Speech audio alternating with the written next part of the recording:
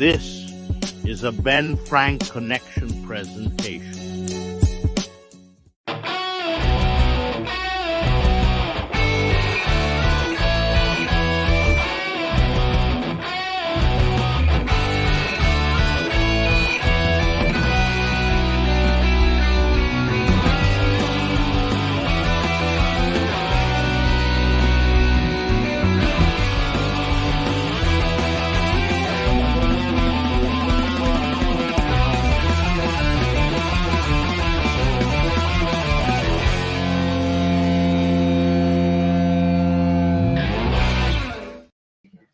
What is going on, everybody? We are back and we're live for another episode of the ABJ podcast. And apparently I'm in the witness protection program with this lighting. Yeah, BP said some things. He's under investigation.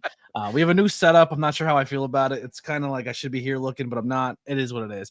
But we're working through it. I mean, do that. There you go. Perfect. Actually, much better. So much better. But yeah, so welcome back to the ABJ podcast. Tornado Tag, WrestleMania 5, the Mega Power Explode. Pretty soon, these will be numbered episodes. These are just kind of presents right now, but coming in March, we will be doing these. These will be part of the numbered series. So you'll see interview will be number 113, and then 114 might be Tornado Tag, and then we're bringing back Not Cool and a bunch of other different shows that will be part of the ABJ podcast, but there'll be subdivisions of Tornado Tag, Not Cool, interviews. It's going to be a lot of cool content coming soon. I can't wait for you guys to check it out.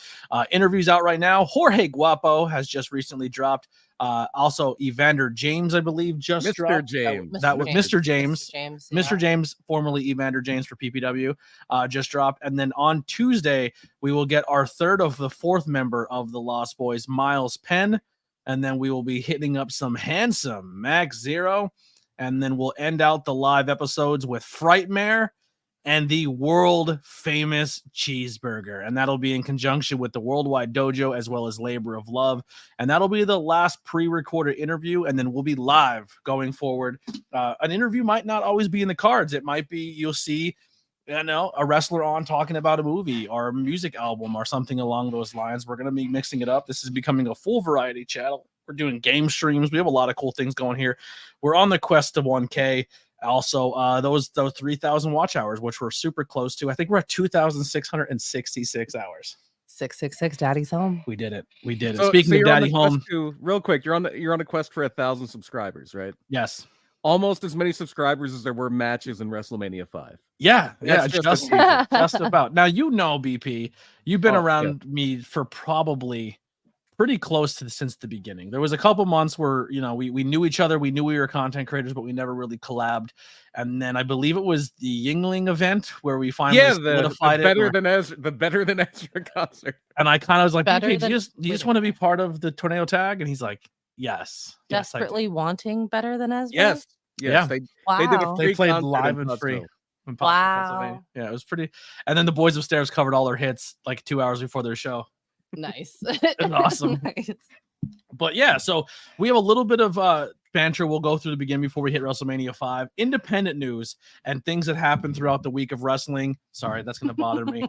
But yeah, so one of the big things I want to come up with or I want to talk about before we get anywhere, a lot of stuff did happen in weekly wrestling. It's boring me to fucking tears. You know what I mean? Like I have no interest in it.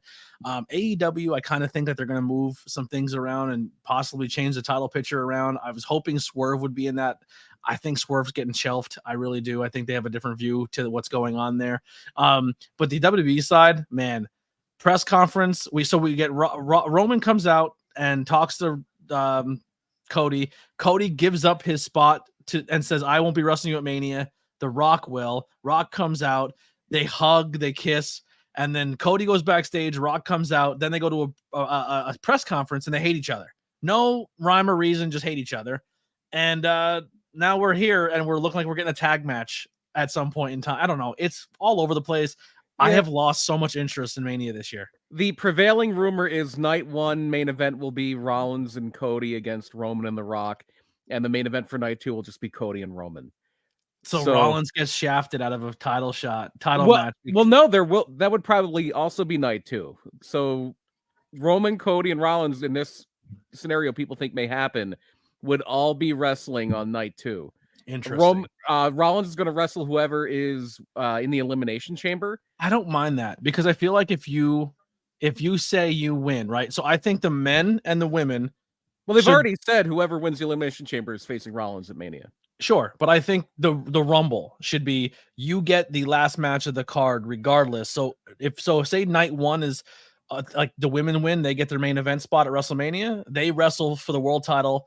Night one, main event of WrestleMania. Men's get night two. That's just how it be. Like regardless, and then the champion has to bid to the person who wins it to be like, this is why you should face me because I want the main event spot.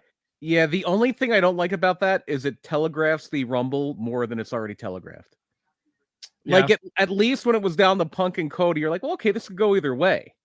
Because everybody before he got hurt, and the plan apparently was Punk and Cody at SummerSlam, or Punk and Seth rather at WrestleMania, and you could set that up by Punk winning the Rumble, even if it's not going to be the main event of one of the nights, and it would have been. It probably would have been the main event of night one.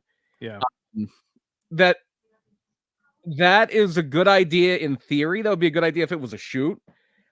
I'm not a big fan of that, just because I think it does telegraph the finish of the Rumble more so than the finish of the Rumble is already telegraphed. Interesting. The weakness of the guaranteed title shot at WrestleMania is it just means realistically there's usually every year only about 2 or 3 people that can win the Rumble. Yeah, it sucks because like a lot of people are talking about, well, the Cody crybabies, and we all wanted The Rock and Roman, and now we got it, and we're mad about it. It's like, listen, you were right there with me when I said, dude, The Rock has to come back. This doesn't make sense if The Rock doesn't come back and wrestle for Roman. It doesn't make sense. And then it finally happened, but it's at the sake of Cody. And as a wrestling fan, I don't want that either. Like well, you're not going to get that. You're not going to get that. If The Rock comes in and wins the Rumble, and then they say, well, now it's Rock Roman, I'm okay with it because at least he came in and won the Rumble. Yeah. But don't give away your fucking match then to say, no, I don't want to give it away. Like that I didn't like it. It also kind of cheapens, and I get it, like, oh, he's an egomaniac, he doesn't care, but it also kind of cheapens the whole thing of Rock's promo on SmackDown, where he's like, oh, Cody wants this, Cody wants that. Well, who cares what you want? Like, well, no, he won the Rumble. He has the right to. That's what I said. His promo made. All right, let's talk about that. The Rock's promo, not his best. He's playing the hits. He's because, I mean, pick any of them really, but so far since he's come out. Now, I'm just saying, for me, as someone who hasn't really watched any of The Rock's wrestling career, none of it has made sense so far. Every time that I've seen him on screen, it's just kind of like, I'm here. So I hyped The Rock up like, yo, this is one of the greatest guys on the microphone. He's one of the best. Now, in the last couple months that she's been watching, she's seen MJF promos. She has seen Joe promos. She has seen some really good promos in today's modern wrestling. Right. And then The Rock comes out and does pretty much a I hate nationality promo here. That was the first one I watched. And then I was like, wow, this is awful. And then he drops this promo, and it's like, this is not the greatest of all time. Like, he's like, honestly, he's back to writing it on his arm so he could remember. He's not the same Rock we remember. Yeah, and I think give it time. I think patience is going to be key with all of this, just because there's going to be some developments, and I think everybody's going to wind up getting most of what they want eventually. Yeah. No, I agree. Now, is there anything else in mainstream wrestling you want to cover, talk about news-wise that was out there? No, not really. Obviously, there's that big announcement for AEW that Big Business is coming in a few weeks or like a month in Boston. Which they're basically trying to recreate the Punk thing by telling you Sasha Banks is going to be at WrestleMania without telling you or Big Business without telling you that Mercedes Moné is going to be there. Yeah. Now they said that this is going to be and I'm sure we'll talk about it more as it goes through, because I think more things will fall into place. I think they might even put some title matches on that card, maybe even. It'll be loaded up. They'll be bolstering it up because they said like this is going to be groundbreaking. This is going to be a night of wrestling we're going to talk about for a while, and her just showing up isn't enough to do that. No, the other rumor is that when Okada shows up, is that when other things happen? Is it Big Business, big money means all your money people show up in one night? Yeah. Yeah. The biggest thing I want to put over, we did a live stream of it, and I if you haven't watched it yet, or you're like, man, Tony, we watch mainstream wrestling, maybe this bloodline thing ain't doing it for me. Maybe I'm not an AEW guy. I'm just struggling. I love pro wrestling, but this stuff is not where it's at for me. go check out Fight TV Thriller. It's like $5, whatever it might be a month. It's super cheap. And go watch this year's J Cup. Wow, was it so good? So good, man. You had the great Sasuke. The Jersey J Cup, right? The Jersey J Cup. Okay. Yeah, GCW, JCW, Jersey Cup. Great Sasuke versus Speedball Mike Bailey is a match you must seek out. Jordan Oliver, Nick Wade was fantastic. There was not a match that was in that tournament that was like, I wasted my time watching this show. You eventually get to a point where Mosh is wrestling Matt Makowski, which to me stole the show the entire night. Like, it was so good. Go support your independent wrestling. There's a lot of great stuff out there. Also, speaking of professional wrestling, and this is me putting some bias aside, and I'm not one to lie to my audience or say that I'm going to sugarcoat stuff. Not every promotion in my area I support. And not every promotion or promoter I'm a fan of. But what I am a fan of is is their locker rooms. And I love the people that work there. And I love the people who are involved and everything like that. I'm never going to shy away from putting over a talent because they work at a promotion I'm not a fan of. Right. That being said, they announced over at the Smashmaster Wrestling, Effie's coming. I'm a huge Effie fan. I love me some Effie.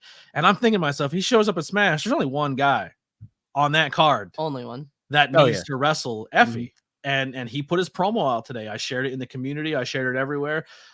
Hopefully it happens. I think it's leaning towards it's going to happen. But J.S. Hawthorne said, Daddy is coming. Daddy is coming. Daddy has never left. The theater Daddy has always. Drama Daddy. He cut such a good promo. And I believe that I feel Effie's going to work him or see him.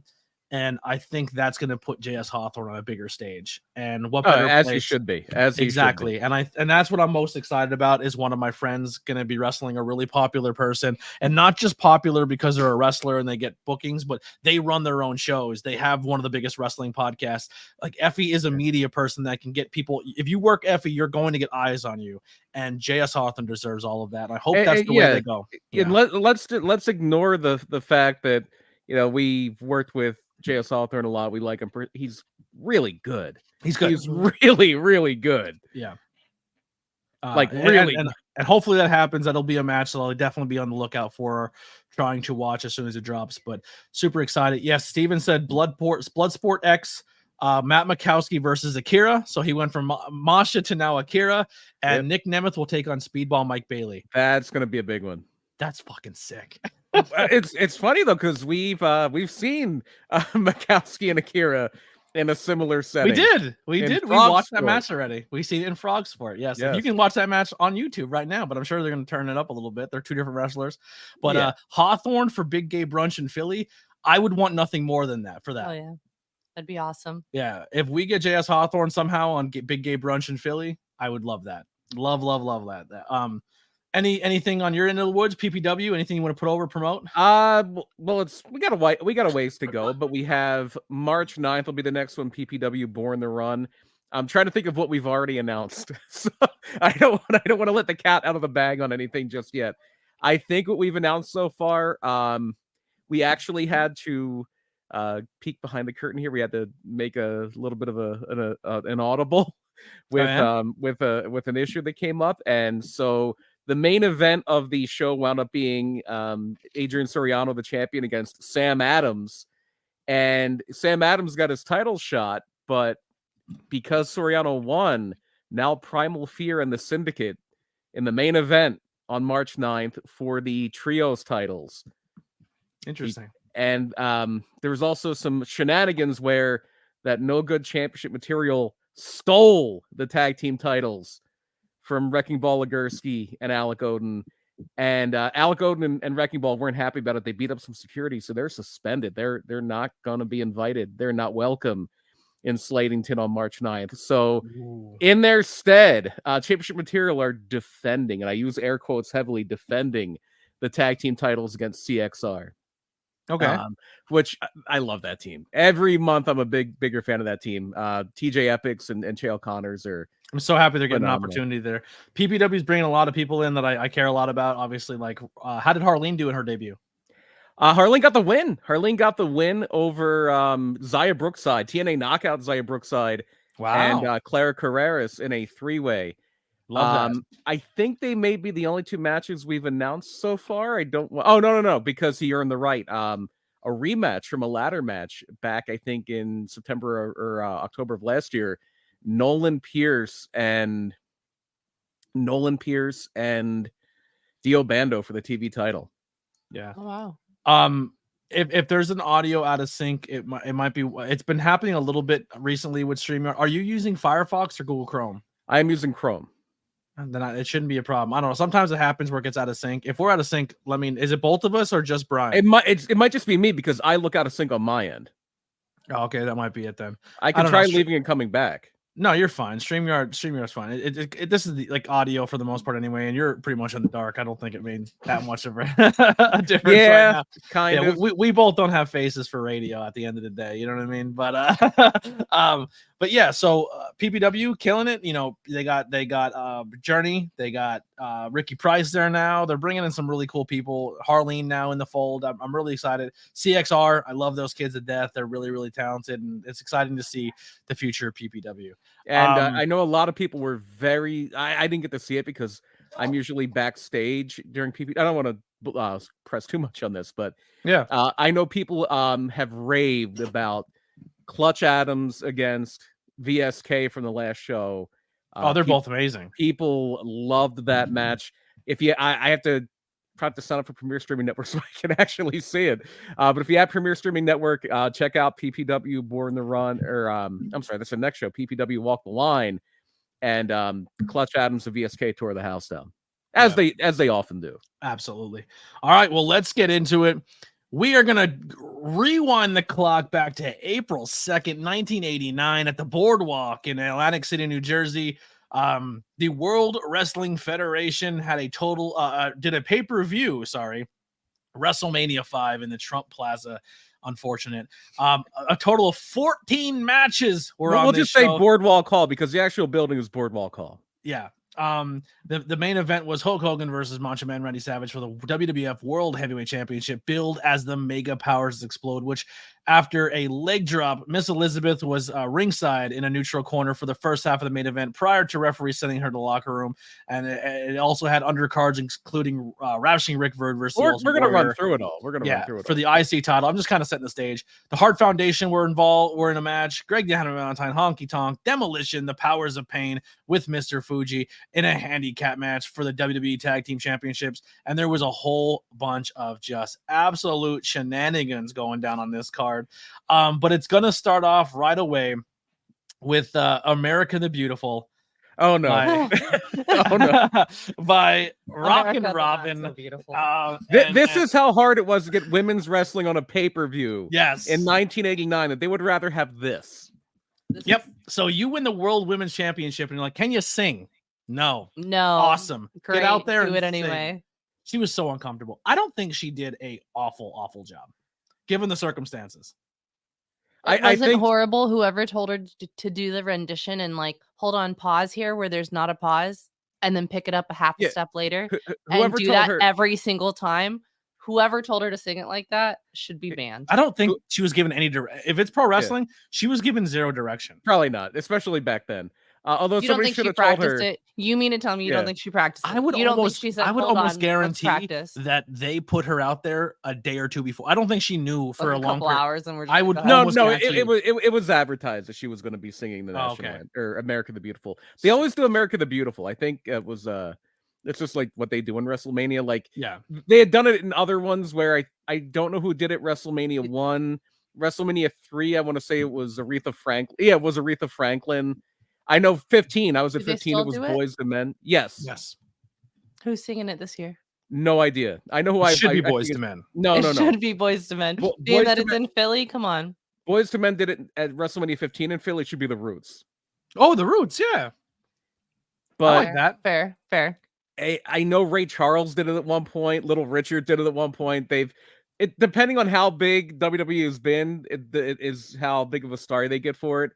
But yeah, Rockin' Robin was not the best usage of Rockin' Robin as far as that goes. And if she did run through it, somebody should have pulled her aside and said, brotherhood is one word, not two.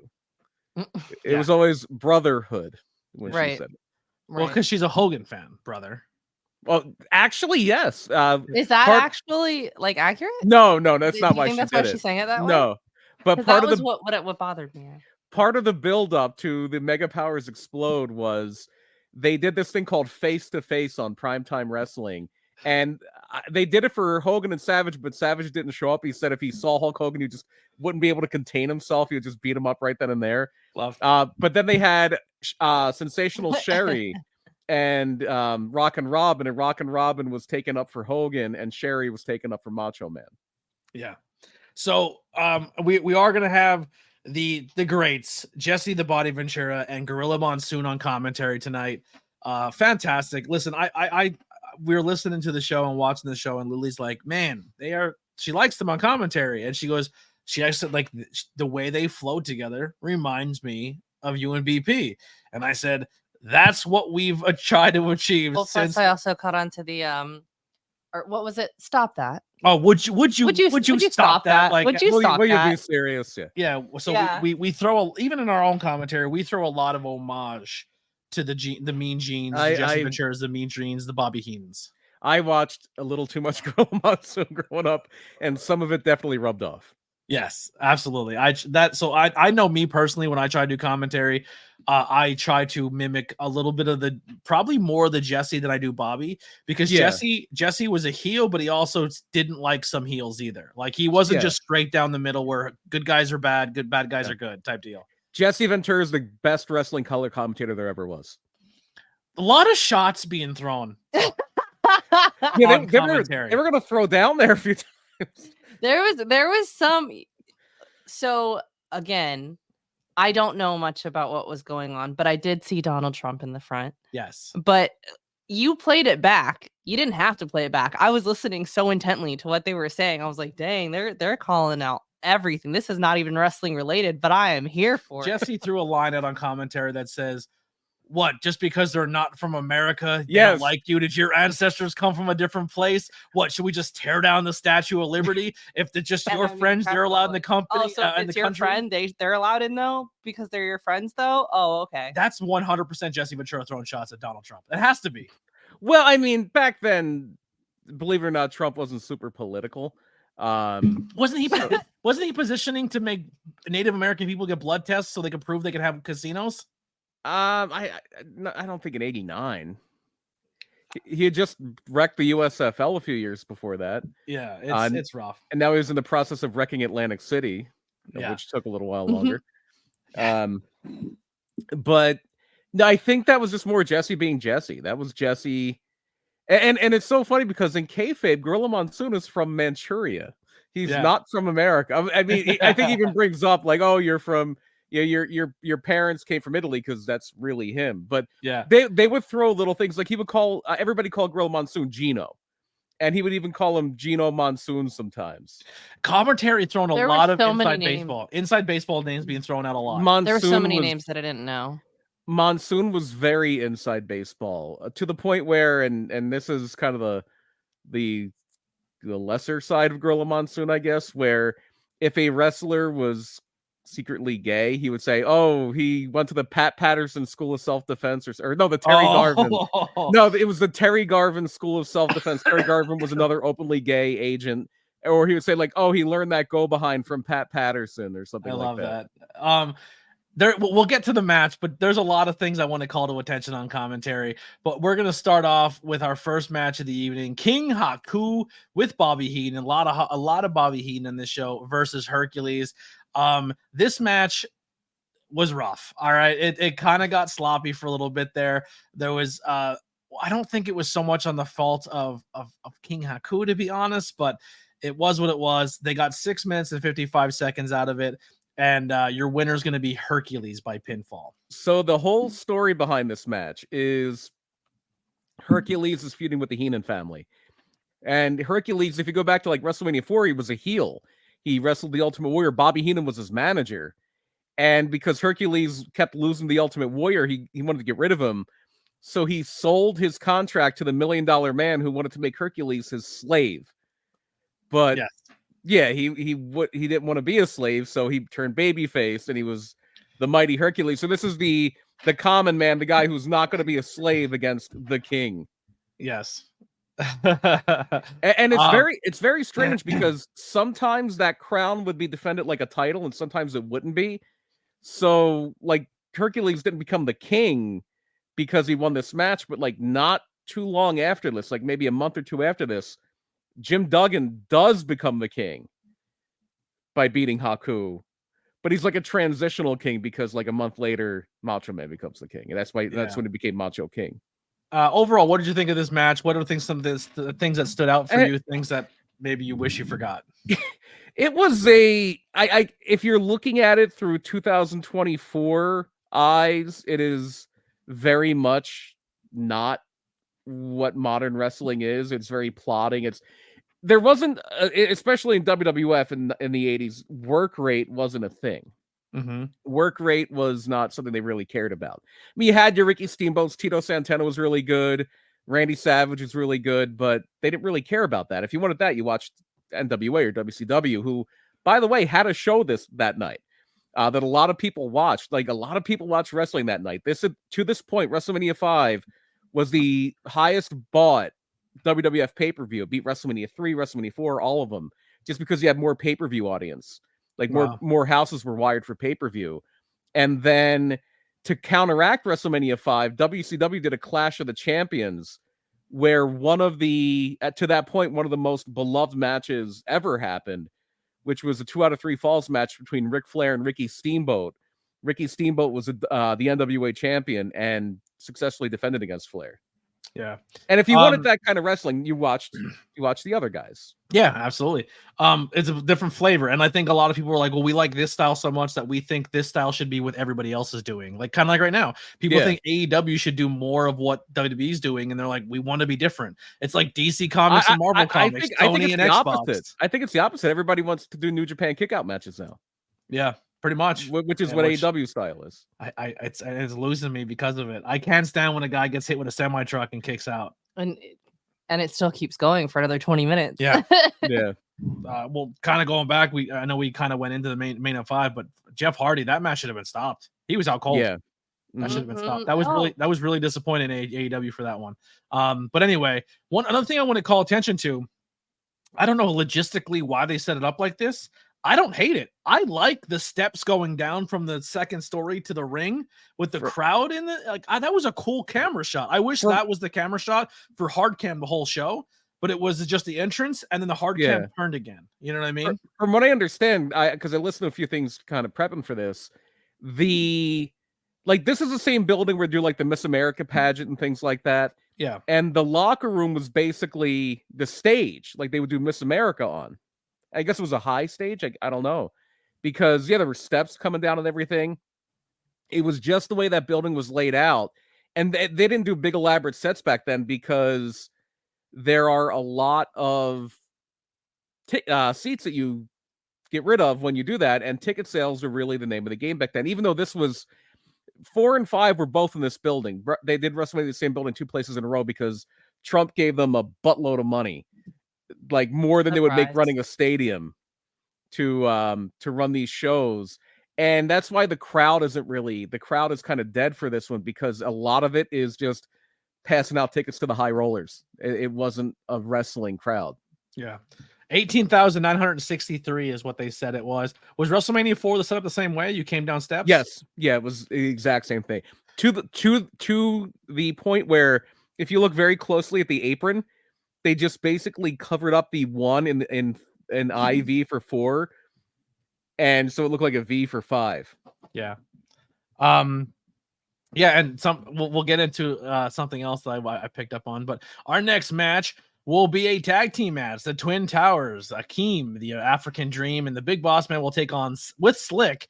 Will take on the Rockers. Now, I might have smoked a lot before watching this, and I had like an epiphany, and I was thinking to myself, like, I always think back of a moment in my brain where like I remember watching wrestling for one of the first times, and I remember it was because my parents got me into the fan clubs. I knew who Hulk Hogan was, but this was my first time really seeing wrestling. I'm like 3 or 4 years old. I don't know if I watched it live, but I was young, very young, right? And I just remember these 2 dudes cut a promo, they had cool clothes on, and they ran through the crowd, and everyone's clothes were cool. I thought they were cool. I still think they're cool. I'd wear that tomorrow. I literally said I'm gonna go find the fabric and go remake I'd rock this. it. It's There you go. happening. Yeah. And then everyone, because they were so close to the entrance ramp, I remember them feel like they were running through the crowd because like they were so tight. Yeah. Like, yeah. And then they came out and wrestled two big guys and got their asses kicked. But I just remember being like, yo, they move and wrestle differently than anyone else on the show. And I remember them standing out to me. And here's the degree of difficulty. Apparently, Sean got into a big fight with his first wife the night before this show, and him and Marty went out partying until about 4:00 in the morning, and they were massively hungover for this. They wrestled like, And they still were worked like Well, that. I still think one of the best work rate matches of the show. It's Shawn Michaels, of course they did, and Marty Jannetty. First off, real quick, the Big Boss Man was good. The Big For a Boss big Man was man. incredible. He was so good for a big man. He was And incredibly Akeem was athletic. not terrible either. He knew what to do and how to get by. Well, Akeem one man gang. He was a top guy for a long time in the territories. So yeah, this was a pretty good match for the time they gave it, and a Big Boss Man busted out a power bomb, which you didn't see really. Yeah, where he caught him and then spawned a power bomb. Dude, I looked online for this match and I have a review site open. They gave this match a 1.5 stars. No. And I think that's disrespectful. I thought this match was one of the better ones on the card. And I'm not just saying that because I'm a Sean guy. It's because every match was so short, and for the big guy versus little guy match, this was really good. Agreed. Totally agree. And it made the Rockers still look like they were a threat, even though they got beat. But real quick, because once again, Lily is still new to wrestling, and I'm trying. I tried my best to explain to her Akeem the American Dream and why he exists. Well, walk us through this character. He exists because they like making fun of people. So he's the African Dream, Akeem, and when they make this gimmick, it started in like mid 1988. The head booker, the guy who basically ran the wrestling side of their main rival, Jim Crockett Promotions, was the American Dream, Dusty Rhodes. So they already had one-man gang. Like if you go back to WrestleMania 4, one-man gang, I think made it to the semifinals because I know he beat Bam Bam Bigelow. So basically, one-man gang becomes Akeem.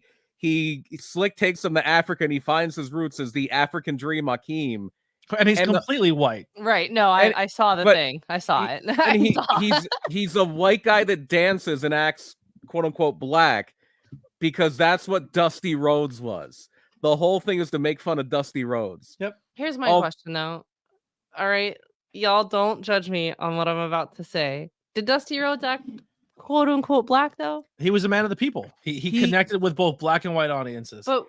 But to say that he stereotypically, right, for quote unquote acted in the same manner, are we saying like in the same manner? Like as of right now, people of color, they call Cody like a black champion because he's in an interracial marriage. He's openly spoken that he's for the people of color. He speaks for people of color, and his dad was kind of the same way. Like his dad didn't see, oh, this is a white guy and a black guy. He knew black guys struggled, and he would try to book and get people over on that role. And that was their way of making fun of it. My question but he wasn't making fun of them though. No. But this was like let's just make fun of who Dusty Rhodes is and make it into a character and like exaggerate it a lot. Let's make a really large white dude act black and call him the African Dream to make fun of Dusty Rhodes. Got you. So the Rhodes family has been shit on since WrestleMania 5. The beginning. Since the beginning. Finish the damn story. It kind of even goes beyond that to as far as Dusty goes. It was more Dusty coming up in the 70s and early 80s where he would kind of, for lack of a better term, because this is what they would say back then, talk jive to a degree. Yeah. He would use a little more like street slang, but it was never like in a way that was mocking or anything like that. Right. Okay. And a lot of guys in the late 70s, like him, Billy Graham, a few others, really took a lot of their pattern, a lot of their, if not the outright verbiage, they would take a lot of their presence and the way they talked. They would literally lift it from Muhammad Ali. And that was another reason why that conception came in. And the funny thing about this is around this time, I think shortly after, like almost directly after WrestleMania, because he was on SummerSlam that year, they actually got Dusty Rhodes because Dusty got fired after Turner bought WCW. Then they Dusty brought got him in and fired. put him in polka dots. But did they put him against Akeem though? Yes. Yes. They did. Oh no. There is a hilarious gif of Dusty hitting Akeem with his elbows, and Akeem does the dance because he's trying to stay up. And Dusty keeps hitting him with the elbows, and eventually he goes to hit him with one of the elbows, and Akeem just falls before he can hit him. Yeah. Oh my goodness. And Dusty came in and they shoveled shit in his face, and he took it with a smile and kept going, and he got paid. And he got paid. Yeah. Like actual poop. No, legit. They treated him like shit. Oh, okay. Yeah. Well, okay, sorry. I'm like, whoa. Okay, yes like, and no. Was Dusty in charge of the booking when Ron Simmons was world champion? No, that was Bill Watts. Okay. There was a thing though here. The reason the big reason the Twin Towers won this one, they're big guys, and this was like the era of the big guy, but also they're heating them up to in the house shows after this. They were challenging for the tag titles. So that was another big reason why. Yeah. And Big Boss Man with the Confederate flag on his police uniform. Well, it may have been, but it was also at that point, I think the Georgia flag, the state flag of Georgia, had the Confederate flag on it. Got you. All right, that makes sense. All right, I enjoyed this match, but the Twin Towers are going to win by pinfall, and now we're going to get. Speaking of another Dusty rib, we're going to get the $1 Million Man Ted DiBiase with Virgil versus Brutus the Barber Beefcake. Also a Brutus, rib. not Broody. No, Virgil is a rib on Dusty. Virgil is another make fun of Dusty Rhodes. So they've been making fun of Dusty Rhodes since WrestleMania 4 because Virgil was at WrestleMania 4. Yes. Virgil is Dusty Rhodes' real first name. Right. Yeah, I think you told me that earlier because that was news to me. Now this match, Gorilla Monsoon on commentary just keeps calling Brutus Broody. And I'm like, Brudi. That's it. And I'm like, what is his name? Didn't you just tell me his name is Brutus? Yes. What are they calling him? And she's like, what is he? I said, he's a hairdresser. And she goes, why does he have head shears? I'm like, because he's crazy. No. I said, oh, he's a barber, and then he came out with gardening shears. Yes. And I was like, oh, he has shears. Oh, he has. In his bag, he usually had regular scissors too. Yeah. So the whole barber gimmick, Brutus Beefcake, when he first came in, he was a bad guy, and I guess his gimmick was like he was a male stripper. That's hence the name Beefcake. Okay. And he was plus those tights were skin tight. She thought $1 Million Man was a stripper because the way I didn't. The way his suit came off. Hold on. You put those words in my mouth. Hold on. When I saw his outfit, because we all know I tear apart the outfits, right? I see that there is a separation between the jacket and the shirt that has the Velcro on the back, and it's come down. But I was like, okay, so is he gonna? Like, does this part stay on? Like, in my head, I'm thinking it's like a dickie, right? And the shirt part and the frilly part is going to stay on. She thought he was going to rip it off like a Chippendale. And it's going to be like a Chippendale moment. Well, no, it's just so I'm not saying I think he was going to strip. I just was trying to Yeah. figure out, was he just going to have the trunks on, or is he going to have this little frilly thing around his neck too? This pay-per-view has 4 of my favorite all-time wrestling gears too. I love the Rockers gear in tonight's episode. This is also the debut of the debut of the black suit for DiBiase. Love the black and gold suit. He usually wear a green or a silver one before this. Yep. The black and gold is my favorite $1 Million Man. Macho Man's gear tonight. Really? Yes. I didn't like the purple on the orange. I prefer the white.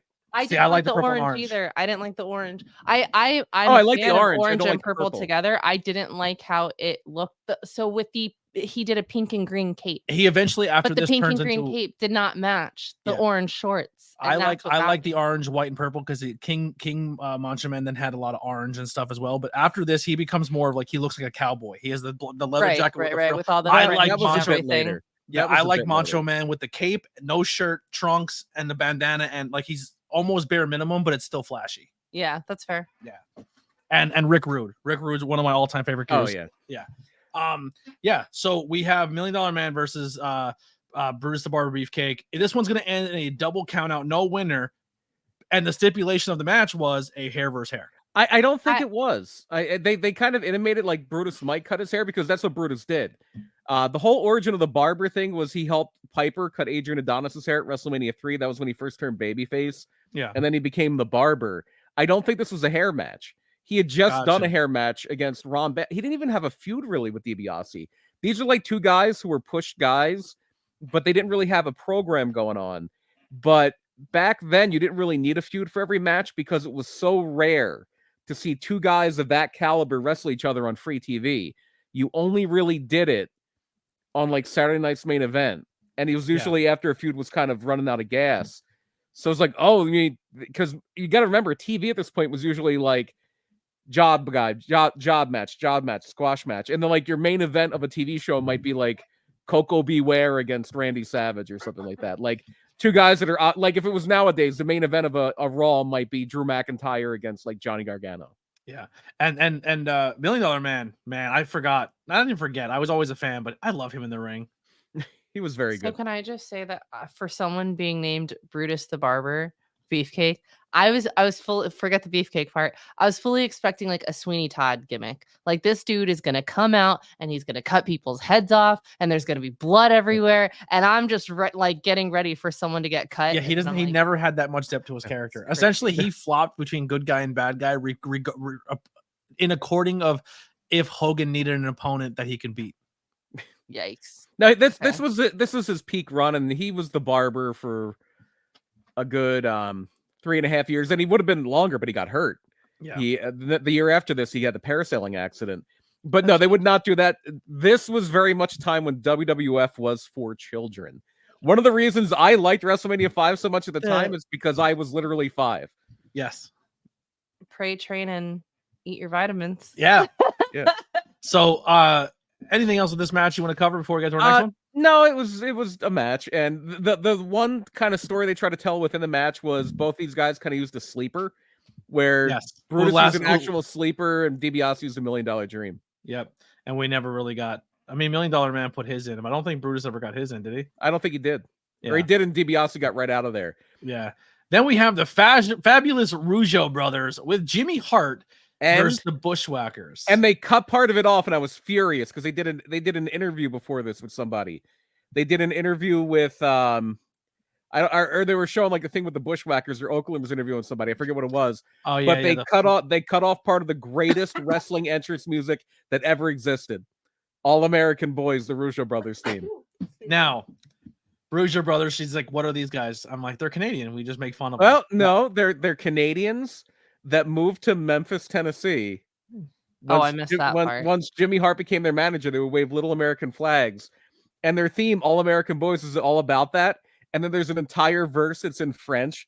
And if you translate it from French to English, it's all about how like they hate Americans and they're so oh my gosh, that's wonderful. But the Rougeau brothers are one of my favorite teams. Jimmy Hart is referred to on commentary by Mean Gene is the Colonel all night. Yes. Okay, so there's a reason for that. What's that reason? Up until this point, Jimmy Hart was most famous for managing the Hart Foundation and the Honky Tonk Man. And they didn't start calling the Mouth of the South was kind of his nickname from when he was a Memphis guy. He always had that nickname. But the Colonel comes from him being the manager of the Honky Tonk Man. And the Honky Tonk Man is an Elvis impersonator. Elvis's manager was Colonel Tom Parker. So they would call Jimmy Hart Colonel Jimmy Hart. Nope, that makes sense. Yeah. That makes sense. Okay. I never heard of him referred to as Colonel. It caught me off guard. I was like, wait, why do they keep calling him there's a line in the Honky Tonk Man's theme song. I got Peggy Sue beside me. Because he would come out with Peggy Sue, which was literally sensational Sherry in a blonde wig. While Sherry was also on shows as Sherry. She would be Sherry. She would go back, put on a blonde wig, a poodle skirt and all, and come out as Peggy Sue. And you're supposed to act like these were two clearly different people. Yeah, I love that. So there's a line in Honky Tonk Man's music that said, I got Peggy Sue beside me, the Colonel's in the back. Gotcha. Okay. This match, I didn't hate it. It was a Bushwhackers match. It was a Bushwhackers. It was a comedy match, but I don't think the work rate was bad. Did you notice what happened? I forget if it was Luke or Butch, but Ray Rougeau goes to slam him, and literally the one Bushwhacker rubs the genie's lamp, so to speak, as he's getting slammed. Oh my goodness! Oh my goodness! Just to go back and rewatch this again. Gives it a firm grab for a good 3 or 4 seconds. I love that. Now, I was trying to explain to Lily the Bushwhackers, right? Oh boy. And she's like, "What are they?" I said, to me growing up, I never knew they were New Zealand for a while. I thought they were dumb like Southern hicks who were silly and stupid, and then They were from New Zealand. They ate sardines and they licked people's head. That's all you really have to know. Yeah, about. but weren't they like legit like killers in the Oh indie yeah, scene? no.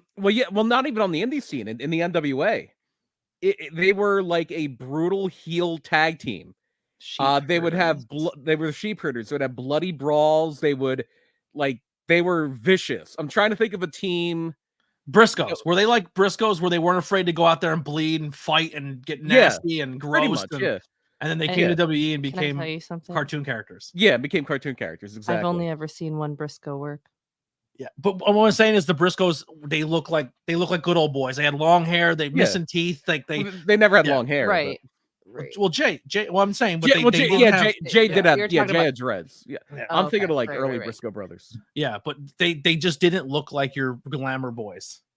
No, they were. So essentially, they don't look like bodybuilders and all that, but they're still the kind of guy that you see at a rough bar and you're like kind of scared of them. Like that. That's the person that you would fight the bodybuilder before you fought them. One of my favorite promos. Right. Yeah, like you're just like I'm staying clear away from that person. Like Hulk Hogan are these crazy dudes because they're crazy. Hulk Hogan will knock me out. These crazy guys will bite my ear off. Right. Yeah. Okay. Well, that was one of my favorite Jay Briscoe. The Briscoe brothers were gonna wrestle in Ring of Honor. They're gonna wrestle Adam Cole and Kyle O'Reilly, and Cole and O'Reilly did a lot of like MMA stuff in their matches. They called like Team MMA, Team Jiu Jitsu, and they're talking about how they went to he's like the Tap Out Boys. He's like, we went to the bar, and literally they had Yingling. They were like talking about drinking Yingling, and he had a bottle of Yingling, and he's talking about like going to the bar, and the Tap Out Boys are there. And he's like, we got into a fight with him. And he tried to put me in an armbar. He's like, he's trying to put me in an armbar in a bar fight. Beer mug upside the head. Best promo ever. Best. Yeah. And then for some reason, Mark Briscoe's behind him, and he puts a bottle of Jack Daniels in a bale of hay and shoots it. Yeah, and that's the Briscoes. Yeah, I would say the Briscoes were your sheep herders at one point in time. Like they that team of crazy guys you didn't want to mess with. Yeah, that was the sheep herders, and the bushwhackers were clowns. They looked at life differently. They didn't look at for glitz and glam and the fame. They were there for a fight. Right. Yeah. They made their money on fights, and even if they got the money, they're gonna put their money into their small little nest and their small little home, and like they're not gonna seek out the mansions. They're gonna like that's just they have a lot more to lose, but less. Yeah, they're simple, but they have a lot.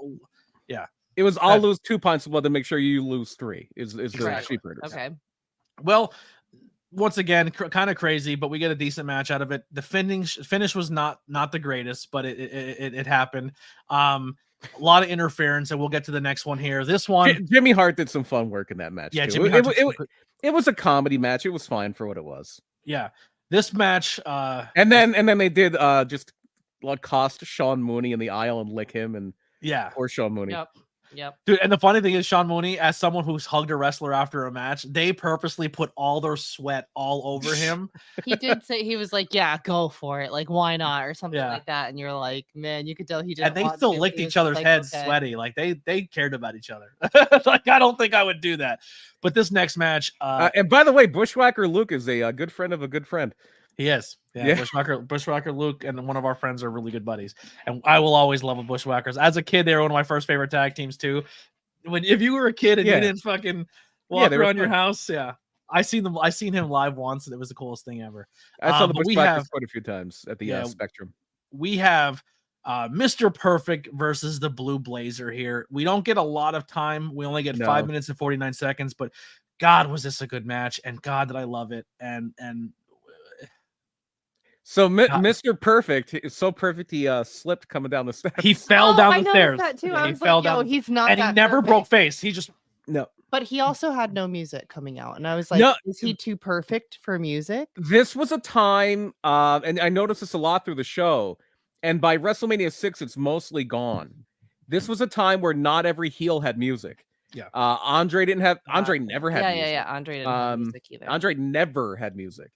DiBiase didn't have music at this point. Even though he was a babyface, Duggan didn't have music. Like they did later on, Duggan and Bad News, neither guy had music. Yeah. Not every single person had music at this point. And then by WrestleMania 6, I think one of the last big guys to get music, and was like right before 6, was DiBiase. Mm-hmm. that Yeah. everybody's got a price on. Wasn't that one of the things that they used to get made fun of by like WCW, and then it's like, oh, come here, at least you get entrance music. Not always, because I think more people did for a while, like NWA and all would just use real songs too, but Yeah, they did like ECW, they just kind of ignored copyright law. Or once they were owned by Turner, they used a lot of stock music, but yeah, I think maybe it was a thing like, oh, if a heel has catchy music, people think he's a baby face or something like that.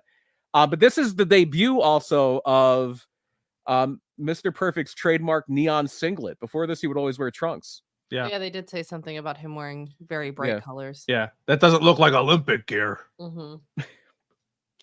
And the blue blazer, of course, is Owen Hart, who was... It's hard seeing him as the blue blazer because we know how that story ends. You had to tell me how that story ended, but yeah. He essentially went back to the blue blazer because he was uncomfortable doing a storyline. Right. No, you told me that. And if he doesn't choose that storyline, he doesn't have to come from the ceiling, and we probably still have Owen Hart. Yeah, I mean, he's probably not wrestling, but he's alive, and he's alive. Yeah, he gets to see his kids grow up. Good match. Not a lot of time, and Mr. Perfect gets the win because Mr. Perfect is... And they even, it's funny because he wrestled the blue blazer, but there was a promo afterward where he kind of talks about Bret Hart because he did a house show loop with Bret Hart, because he would always kind of tease Bret and Jim Neidhart doing singles because they knew how good Bret was.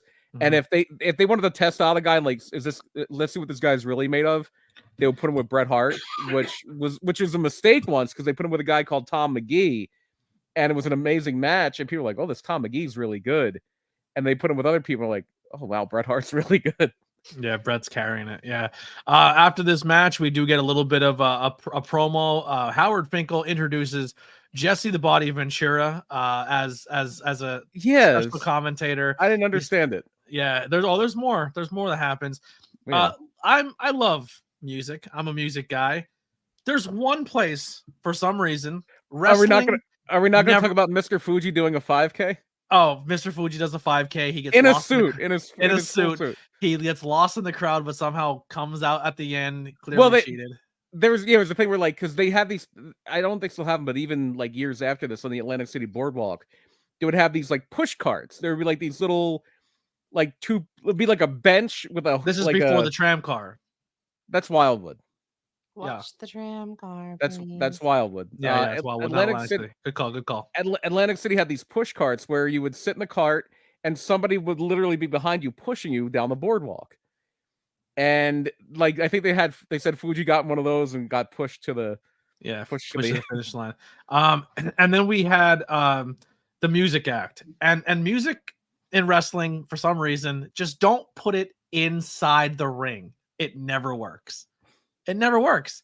I can't tell you one music performance that looked good or sound good in a ring. Me neither. And this is not going to be shocking. The Run DMC's performance was not good in the ring. You weren't a fan of the WrestleMania rap? The WrestleMania rap, which was clearly like a spoof of It's Tricky or something. I don't remember. No idea. You couldn't hear it. I couldn't tell you because I couldn't tell what the beat sounded like. I couldn't tell any of the musical. Just keep them on. If you're going to do music at wrestling shows, put it on the stage. Keep it on the stage. That's what works better up there. There was no stage here. But I'm saying it just don't ever put it between the ropes. It never works. Wasn't the worst celebrity segment of this show. I'll leave it at that. Was it Donald Trump? Oh, it's up there. There's one that went a little too long for me. Okay. All right, I know what you're going to say, but I might disagree with you on it because it's hard for me not to like it. But unless we're not thinking on the same thing. But then we get Mr. Fuji and why he turned on Demolition and all that great stuff that leads to Warrior Barbarian, and it sets up the Warlord and Barbarian, and it sets up the handicap match for the World Tag Team titles. Demolition, Axe and Smash will take on the Powers of Pain, Barbarian and Warlord, and Mr. Fuji. Winners are going to be Demolition. And what do you think of this match? Anything you want to talk about? It was fine for what it was. Demolition was super over. I have a soft spot in my heart for Demolition. They were at this point probably maybe my favorite act in the company. It was like them, because Savage sure also like, oh, I'm mad at Randy Savage now because it was 5. But Demolition was definitely a team I was really into, and it was the same. Like Demolition matches were never anything more than them just beating up on guys, and they beat up on Fuji. So in your history of this podcast and doing things together and doing some cool things together, where does us hosting and recording and being part of the Demolition breakfast meet and greet, where does that rank? Very high, because it's not just Demolition I'm a fan of. There's a guy in Demolition that's something else that I'm a very big fan of. Yeah. And I actually got to talk to him a little bit about that day. That was a cool day. That was a real cool day. We didn't even know we were doing it. They're just like, can you guys host the Q&A with Demolition? I was like, yeah, we can do that. Can we film it and put it on our website? They're like, yeah. I was like, all right, Brian, here's what we're doing. Yeah. You get a camera, I get a camera. Let's fucking make it work. And then I think the footage came out good. And then later on that day, I'm using the bathroom, and as I go into the bathroom, Smash is coming out, and as I'm leaving the bathroom, Bushwhacker Luke's good friend is coming in. It's like, oh, this is an interesting bathroom trip. Yeah, it's a crazy bathroom exchange. So unpopular opinion. I can't even tell you anything that happened in that match. It wasn't anything special. It was not. It was nothing that was like, wow, I really want to watch this, or like this guy's gonna kick this guy's. But they were the two guys that all put face paint on, and face paint helped a lot. That's fair, I guess. It was just like, I was like, okay, let me know. I'm gonna be honest. I was crocheting. I was watching and crocheting, and for that one, I was just like, all right, let me know when this one's over, and I'm gonna just keep doing. Yeah, doing my Warlord. I mean, I think Warlord and Barbarian were good for their time. But I think if you inserted them in today's wrestling, they would struggle. Where I think Demolition were two kind of work rate guys. They knew how to wrestle. They knew what they were doing. They did. They were definitely very over. And back in the day, like Mass Superstar Axe was a guy who was really good. But this was, again, very much a work rate. Wasn't anything that WWE gave a damn about. Yeah. They really didn't care, but Demolition was so popular, and this was more story driven, and WWF at this time was very story driven. It was Demolition's going to be able to get their hands on Mr. Fuji, and they wanted Demolition to put over a big strong team, because at this time there's a team on the scene that's not in WWE called the Legion of Doom. Well, the Road Warriors, Road Warriors, and they were both these teams are Road Warriors ripoffs. Yes, and they're both at the time they were made to be the ripoffs of the Road Warriors. Are the guys who wear my socks with the red shoulder pads with the spikes and the painted. Oh, yeah, okay, yeah, all right. That's so these two teams are created to spoof those because they were so popular. Okay, yeah. Well, the Powers of Pain was originally put together to feud with the Road Warriors in the NWA. Yes, called Powers of Pain just so people could pop. No, because there's that. Well, you either got a Road Warriors pop or a Demolition pop, and that was Demolition was very over. And I even though they were kind of derivative of the Road Warriors, I still have very soft. G. Henry says Demolition better than LOD. That's my joke. It's the LOD. Oh, you're going LOD. It's called the Road Warrior pop, not the Demolition pop. No. All right. Power of Pain, POP. Yes. No, I get it. No, I got the joke. All right. Now here's where, because I don't know who these people are. Here's one of my legendary, or one of my I don't like this as a spot in the card. We bring out Mancho Man does a backstage promo, that whole thing. He shoves the camera guy, the camera goes down, it's mayhem. Then we bring out Dino Bravo, we bring out Ronnie Garvin, and then we bring out Jimmy Snuka, who comes down after both competitors are already in the ring ready to fight. For context, this is him also coming back to the WWF for the first time in like 4 years. Don't care. Okay, yeah, I literally was waiting. Two competitors are in the ring ready to fight. His music hits. He comes down, gets in the ring, and leaves. I don't even know his music. In the ring. I don't think he even got in the ring. I think he literally came and then walked around the ring and then went back up. And I'm like, well, where is he going? Yeah. Didn't he come in the ring, like drop to a knee and do the I love you thing? Yes. I was like, for what? Yeah. And you're like, that's it. Because he's Jimmy Snuka. And I'm like, but why? Like, why is he here right now? I want to say, and I don't remember this for sure, I want to say maybe this was to set up something with him and Dino Bravo. Yeah, but I'm trying to think who he wrestled at SummerSlam, and I don't remember. So I think he wrestled DiBiase. I don't get it. Here's my question on commentary with this one: is Dino Bravo legendary for anything with his penis? because they make so many penis jokes they on made a lot of commentary for jokes. Dino Yeah, Bravo. yeah. Not that I know of. Tons of penis jokes. All they talked about Dino Bravo. Mean Gene just talked about his dick the whole time. Pretty much. You mean Gorilla or Gorilla talked about Dino's dick the whole time. not that I've ever heard of. Go back and listen to that match and tell me that I'm wrong by saying there was a lot of dick references. There As someone who does probably commentary with you, who throws in slide comments while you're on commentary, they're talking about his dick on commentary. Oh, I'm sure they are. Yeah. I'm sure they are. But no, and this is also and kind of bittersweet. This is, I believe, the end of Frenchie Martin as Dino Bravo's manager. Yeah. Because shortly after this, Dino goes with Jimmy Hart. So we get Dino Bravo winning by pinfall. And now we're going to go into another tag team match where we're going to get the Brain Busters, Arn Anderson, and Tully Blanchard. Love the Brain Busters. Strike Force, which is another really good tag team. And you're getting 4 work rate guys in a match right here at WrestleMania 4.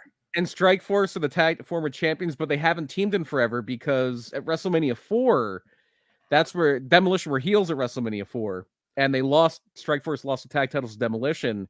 And in the finish of that, which I think is either Axe or Smash hitting Martel in the back with a cane, they really got him in the neck, and he messed up his neck, and he was gone for a year. Yeah. And so Rick Martel then soon after this match becomes like a really arrogant character, almost like a Rick Rude, but not like a Rick Rude. It was literally the model. Yeah, he was a model, and he carried around perfume. I don't remember which one we're talking about. Tito Santana was the Mexican guy. Rick Martel was his partner. They were Strike Force. I don't know if I saw this. They wore all white, and they wrestled 2 guys that were in all red. Oh, okay. All right. Yes. And then he becomes Rick Martel, the model. Rick Martel is one of my favorite characters, and he would spray perfume in your eyes. Arrogance. Yeah, I loved him so much. But this match is fun. I didn't hate it. Arrogance. I enjoyed this These match. are besides Randy Savage and I guess Michaels and Jannetty, these are probably maybe Hennig and Owen Hart. These are 4 of the best workers on the show. Yes. This was a really good match. I enjoyed this one. Anything else you want to talk about with this one? Anything? Well, the big story here is Martel accidentally gets forearmed by Santana. That was like Santana's finisher, so that's supposed to be a big thing. Yeah. And then Martel just walks out. So yeah, he basically abandons Tito. And now the fun part about this rivalry, and it's one of Brian's favorite things. Oh, I love this. Is from this moment on, anytime Tito or Santana sees Rick Martel, it's on site. Especially in a Royal Rumble. If there's a Royal Rumble, and he's from this moment on till any Rumble they've ever been in after this, if Martel's in the ring and Tito Santana's coming out, he ignores everyone in the match and he's going to kick Rick Martel's ass. It's on site, no matter what. More than anybody ever in wrestling. There have been people who have blown each other up and done horrible, horrible things to each other and have patched it up. But I'd like to think if Martel and Santana saw each other at the Hall of Fame, they finally put Martel in the Hall of Fame. It's long overdue that Tito's going to rush him during the acceptance speech. You don't book them. Yeah, you don't book one without the other. Yeah, you don't book them at a convention together. That would be what I would do. I'd book them together and then just be like, Tito's do a pull like, apart. Yeah. Yeah, and then Tito's like, hey, everybody. Oh, that'd be so good. It's so awesome. Met Tito a few times. He's amazing. Now we get what probably Brian's going to say took too long. The Piper's Pit. The Piper's I thought Pit. it took too long. Now I would have not done the brother love spot, and I would have just did Piper and the other guy. Well, I agree because it took forever for him to actually come out. And this is something that doesn't really age well. Well, I get why they took forever to get Piper to come out because you're building the suspense. Building it up. Yeah. Right. So you have Brother Love come out first. Brother Love has been the guy who basically took over what Piper's Pit used to be, the weekly interview segment. It's Bruce Pritchard, who's still involved with WWE, has been part of Vince McMahon's inner circle for a long, long time. So he comes out and he's basically interviewing Roddy Piper, but he's playing both sides of it. Now, Bruce Pritchard's also very known for being pretty good at doing impersonations of wrestlers. Yeah. How much of that do you think was like, do it in your promo? Go out there and pretend you're Roddy. Yeah. Well, no, that usually happens. If they find out you can do something that they think is funny backstage, they'll have you do it in front of the crowd. Yeah. That's like a very wrestling thing. That's how Goldust got the Tourette syndrome gimmick, because he would do it backstage just to joke around, and they had him do it. That's what Action Andretti did. He's like, I'm really thirsty. I need a water. Yeah. Do that on the camera every single time we see you now. Yeah, pretty much. Stop doing So so then he does that for a while, and then Morton Downey Jr. comes out, and I can't imagine that most people under the age of 35 know who Morton Downey Jr. even is. I barely do. Yeah. I remember the tail, and this is around the tail end of his fame. But basically, it's like if you took Jerry Springer and Tucker Carlson and smashed them together, you get Morton Downey Jr. He made a pretty cool kid though. Yeah, I'm just Whoa, reading who's his kid? Robert. Robert Downey Jr. is not his kid. It's not? No. Are you serious? I'm positive, No. yeah. Well, isn't Robert Downey Jr., wouldn't his dad be Robert Downey Sr.? You would think, yeah. No, I It don't. says Robert Downey Jr.'s dad. Yep. Steven, how accurate is this? Steven, I'm Googling it. I believe that is incorrect. I need to know. Interesting. I read the believe that chat. is. But yeah. Oh, what happened? All right. So yeah, it was the Bruce thing went on too long, and then him and Morton got each other's face, and then he hit it. The only thing that I'm gonna say for Morton Downey Jr. that he got away with on this one, Morton Downey, he pushed Piper to a point where Piper may have had to get stiff with him because he wouldn't stay down. Like if Piper didn't just get out of the ring, because Morton's like shot on him. Yeah. And like if you shoot at a wrestler at that time frame, he's gonna fuck you up. Yeah, that wouldn't have ended well if it would have gotten any farther. Yeah. So yeah, I think Piper realized that this dude's not acting like he's still acting like a tough guy, and I better get out of here because if he shoots harder, I gotta fuck him up in front of the Atlantic City. Yeah, and Morton Downey Jr. was a flash in the pan, but he was a big star at this point. Yeah. In fact, this was around the time it kind of ended for him, and one of the reasons it ended is he was at an airport and he claimed he got jumped by Nazis in the bathroom, and they like drew a swastika on his head. Wow. But the swastika was reversed like Al Snow's "Help Me," so it was very clear he did it to himself. Yeah. Wow. Idiot. So for the answer to everyone's question, it's not, but also the fact that Robert Downey Jr.'s last name isn't even Downey. Got you. It's Elias. There it is. There you go. And everybody walks with Elias. That's right. All right. He's gonna wrestle Speedball soon. He already did. So then we got a commercial for No Holds Barred. Then they cut back, and Monsoon's that wasn't in the Peacock cut for me. Yeah, it wasn't either for me, but it was part of it. But then Monsoon snaps the fuck out. Sean Mooney interviews Donald Trump. Mooney was so nervous. Oh, terrified.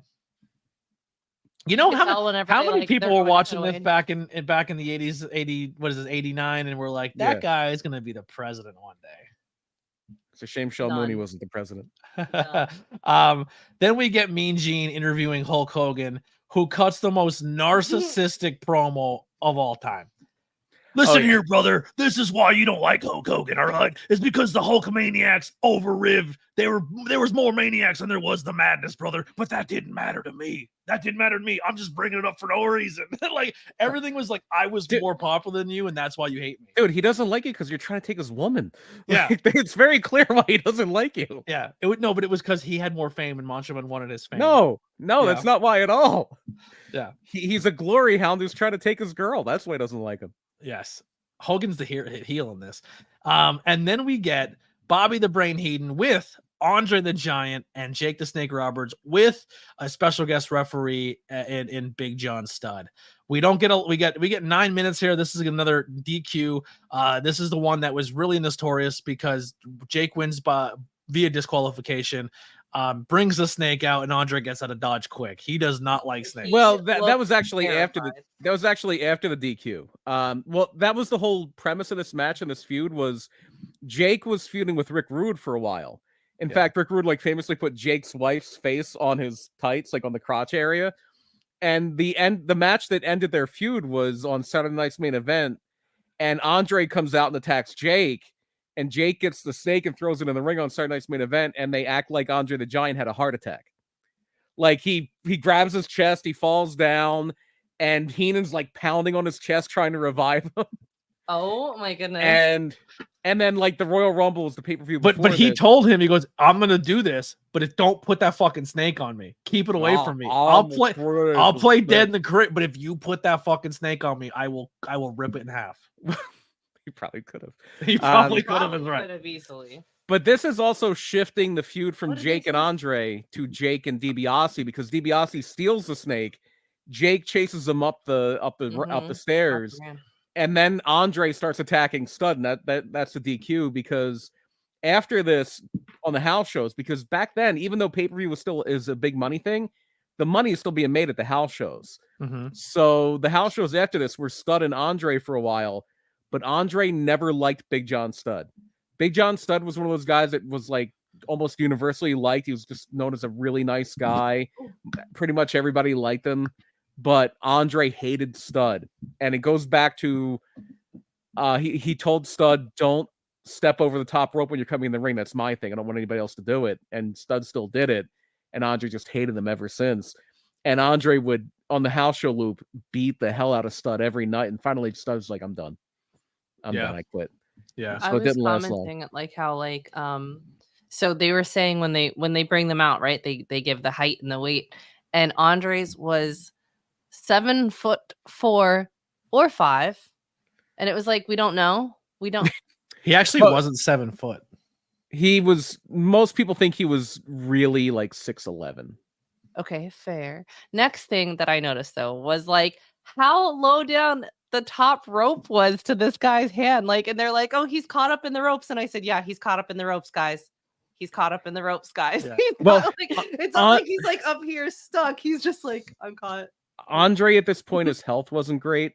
Yeah. And he would literally have to hold on to the ropes for balance. Like he couldn't. I'm going to show you the Andre documentary, and it's going to. That was for the record the first match I ever watched. You're going to realize how hard it was for him to live in society. Like he's. Well, I mean, I have watched a documentary of his before. I haven't watched any of his. Yeah, when he traveled to Japan, I've also seen The Princess Bride. Yeah, when he traveled to Japan, he had a hard time in plane seats. When he lived in Japan, like to use a shower or to use a bathroom, he didn't fit in there. Right, because of he would use the bathtub as a toilet. Yeah. Or a sink if he was deep enough. Fair. But also like that. If you look at older Andre matches, he used to wear trunks, and then he switched to that one strap singlet, and he wore a back brace. It hit his back brace. Yeah, oh. his body was given out. He was so large and there was so much weight holding up his he would be dead 4 years from here. Yeah. Then we go to Tony Schiavone again backstage with Sensational Sherry. She makes fun of Rockin' Robin, and she said she would love to be Randy's manager.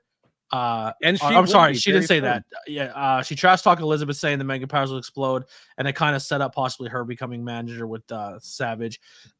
Then we get the Hart Foundation, Bret Hart, Jimmy Anvil Neidhart versus Honky Tonk Man and Greg the Hammer Valentine. I get it. Hart Foundation was good. Greg the Hammer Valentine matches just don't do it for me. We're getting guys on the card at this point. We're getting guys on the card. I will say this. Bret Hart had more of an edge when he was with Jimmy Anvil Neidhart than when he was with himself. They were also only about a year removed from being heels here, so it was kind of still fresh in that. Yeah. Anything about this match?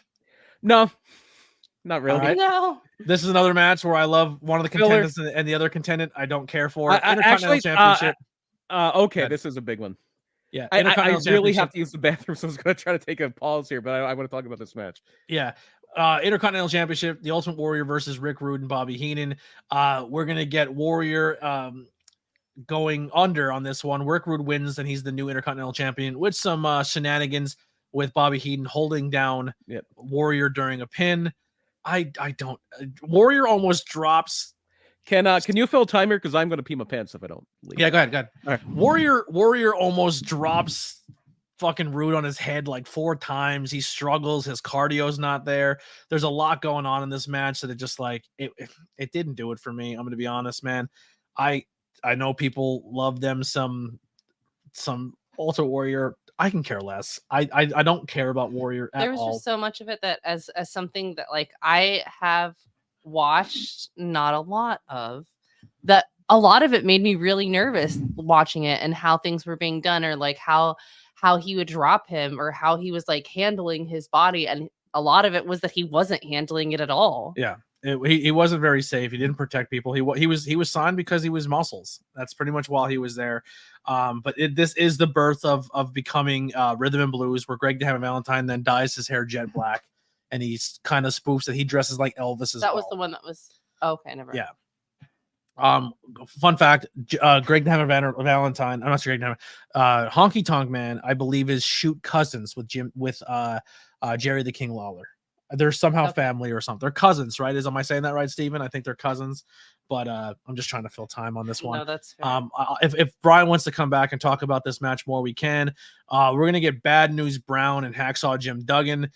This one, I mean, it was 3.5 minutes. I was gonna say there wasn't really much to talk about on that one. Once again, another disqualification at WrestleMania. Some of these matches, man, were just like, get them out there, let them see them for a minute, but and nobody then could take the next one. But nobody could take a clear loss to go out there and get a DQ. Right. And it's just like there were quite a few, and it was that was something that I was kind of shook about, because like, for this being what I'm imagining to be like the biggest thing of the year, right? The biggest pay-per-view of the year, whatever it was called at that point in time. I want to see winners. I want to see clear-cut winners. Not, well, this guy won, but only because that guy got thrown out for whatever Welcome reason. to the WWE. What is that? What is that? I don't know. I was also technically, that was the first WrestleMania I've ever watched. Yeah. Wow. How about it? Sorry. BP, anything about Warrior and Savage? We can't hear you. You have no audio, brother. I turned my thing down when I turned down my mic. I forgot I did it. Anything about Warrior, Savage, Warrior and Rude? Just how shocking it was at the time that Rude won that match. It was like, what? The Ultimate Warrior lost? Wait, because that was a big deal. Yeah, Warrior was. The Warrior. For how? I'm sorry. Go ahead. He was pushed to the moon because he was. Dude, if you had muscles, you were the top guy. Like, for what I watched, that's hard to believe. That, like. Did you watch the main event later? It didn't matter if you were a good. I can't stress enough how little work rate wasn't a thing. Right. If you were a character and you sold merchandise. Well, so BP, you weren't here at this when I was just saying, like, when I was watching this, I've heard so much about like the Ultimate Warrior. I've heard about Rick Rude, right? This is technically the first time I've ever seen this match, either one of their matches. And I'm just sitting there like, this is the Ultimate Warrior. This is the guy, because like the way that I'm watching him handle these bodies is not very well. Like the moves that I'm seeing get done are not being done all the way, or they don't look like they're supposed to. They don't look like that doesn't look like it. I don't think that was supposed to happen. That shouldn't have happened there. And that was just kind of surprising. For y'all to say like, oh yeah, it's crazy that he won this. I'm like, is it? Yeah, he was pushed to the moon. Yeah. It was for children. And as a 5-year-old watching this at the time, the Ultimate Warrior might have been my favorite wrestler. Yeah, I loved Rick Rude. I was a Rick Rude guy. My favorite wrestler. He was he was like a guy who talked about like spirits and space, and his promos were awful. He would run all over the place and just hit people. The moon and the stars are shining down on the Ultimate Warrior, and it brings me the energy that I do to get there. I actually love him. Yeah, he's crazy. Yeah, he's good in horse. I think you're underselling a little bit. You're talking a little too slow. The moon and the stars of the Ultimate Warrior is more about. He talked like a bushwhacker. Then we had Bad News Brown and Hacksaw Jim Duggan. Not much to talk about there. Then we get actually Bad after News, this, kind of the proto Stone Cold Steve Austin. Yes. Also before this, Ultimate Warrior gets his hands on Bobby Heenan and slams him. So now Bobby Heenan's hurt. And legitimately hurts Bobby Heenan. But yeah, he 100% hurts him. Oh, okay. When he did that press and threw him down, yeah, he hurt Bobby Heenan. Bobby Heenan because he dropped him. He didn't. Yeah. It wasn't like he threw him down. It was like, he tumbled. Yeah. And I'm just gonna walk out now because that was supposed to happen. But and Bobby was notoriously a good seller. Like he was not hard to bump for. Like he would give you anything you wanted. And he gave his body to Warrior, and Warrior dropped him on this. And he dropped him. And it's funny because Heenan wrestled Warrior a lot before this. Like when Warrior was first starting, one of the house show loops they did, because they did this back in AWA with Heenan. He was called the Weasel. And they would do weasel suit matches where Warrior would beat Heenan and then put him in a weasel suit. Mm-hmm. So they worked together before, and everybody hated working with the Warrior. So Warrior wins the Intercontinental title back at SummerSlam, and then he has a program with Andre. Like most of the losses Andre the Giant has in his career came in like a span of like 3 or 4 months against the Ultimate Warrior, where the matches would normally be like Warrior would clothesline Andre, knock him out of the ring, and Andre would count it out. And there's a notorious story too where Warrior and Andre were working, and he was being rough and kind of working stiff with Where I'm Andre. going, yep. And Andre ran off. Andre whipped him off the ropes. And No. I'm gonna get Go ahead. Yeah, let Brian tell it. You're gonna tell it wrong. You've all got it. It wasn't Andre didn't whip him. He would the match would be Warrior would run into Andre and knock him down, but Warrior was really running full speed into Andre and being a little too stiff with him. So one night, Andre, as Warrior's running, just sticks his fist out, and Warrior runs right into it, runs right into the fist, out cold. And the next night, light as a feather. The next night. And Andre leans down to Bobby Heenan. Bobby Heenan is the ringside, and he goes, "He's learning. I love that. Low down." Oh, I love that. That's great. Yeah, Andre was crazy. So then we get Bobby Heenan with Brooklyn Brawler versus Red Rooster. It goes about as easy as you think it does for Red Rooster. He beats up the hurt Bobby Heenan, who's legit hurt, and still goes out there and does this match in 29 seconds. And then Brooklyn Brawler, Red Rooster fight.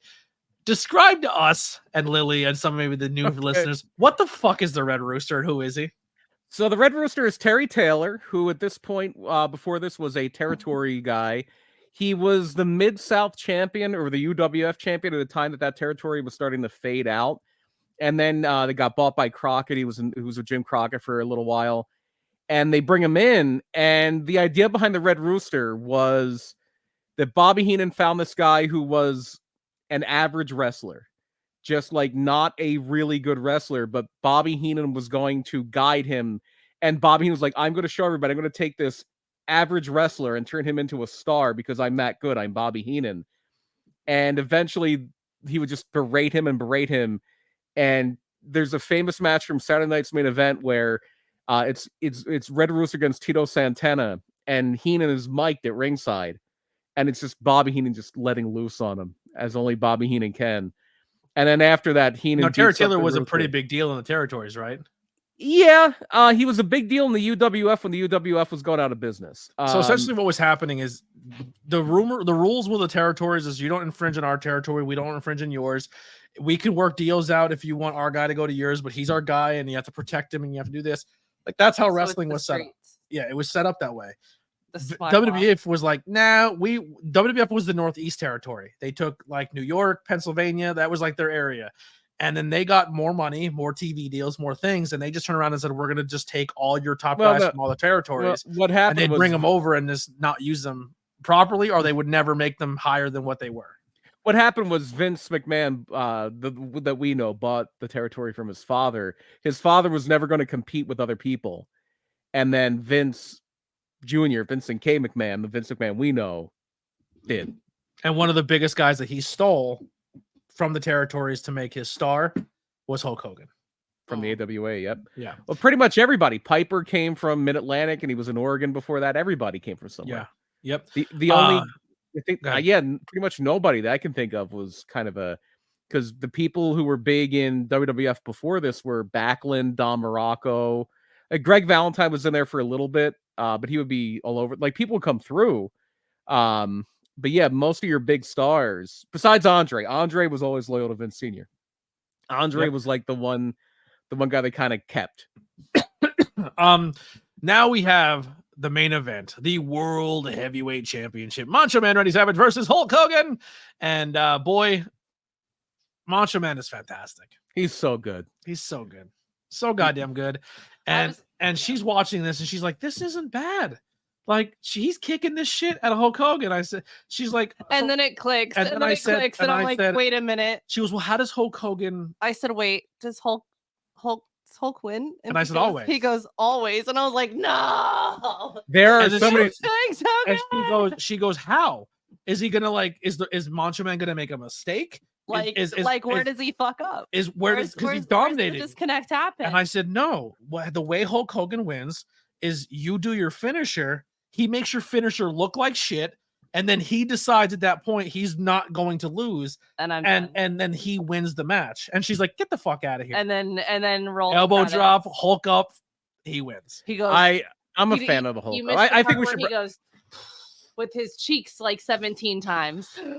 I'm a big fan of the Hulk up, though. I got to defend the Hulk up. Hate it. Why? Hate It's it. so For over. what? It's so over. Dude, even as a kid, I was like, I can't stand this. That moment is so good, though. Like, if somebody starts hulking up a PPW, you know where it came from, all right? If Yeah. somebody I still hulks think up it would and- work. Wrecking Ball Ligursky needs Okay, to but Hulk yeah, up. if somebody hulks up, I'm gonna look at them and I'm gonna laugh. I'm gonna be like, "What are you doing, man? Like, what are you doing?" In my mind, I'm so much stronger. Okay, but you're the same person that 5 seconds ago couldn't take that hit. How come you're taking that hit now? Yeah. So essentially, now the Hulk up spot is done in parody. I believe that. Yes. That makes sense. Yes. If the right guy did it, it would still work. I'll It die would. on It that would. hill. It would work. It would work because the nostalgia of it. But it would Maybe still. for like one time, but like but it would every still time be. it's- It would still be. Oh, this is funny. You know what I mean? Like, If no. Let's paint the picture. Night 2 of WrestleMania. They Okay. do a complete revisit. Solo Sikoa comes out, spikes Cody in the throat. Roman hits him with a spear, and Cody hulks up. he kicks out at 1. No. Helen, you do a 2 count. You got to do it the right way. No way, come on, bro. Friggin' Randy Savage spears him, and he literally was just like, no. That's what hulking up That's is. it. There wasn't even a 1 second. He was just up. He was just up. And then he added another bit to it later where you go to punch him and he blocks the punch and then goes, "You!" Like he points at him like you're dead. And then when he points to you're dead, the match is over. Lay down, let Hogan pin you. It's so good. It's no, so good. that does not sound good at But- all. I hated it. But he wasn't the only person had this power at this point. The Warrior had it too. Yes. And then Well, I didn't get. I saw the part where the Warrior lost. I haven't seen it. Then there was Wait. I have a question. I'm being completely dead serious.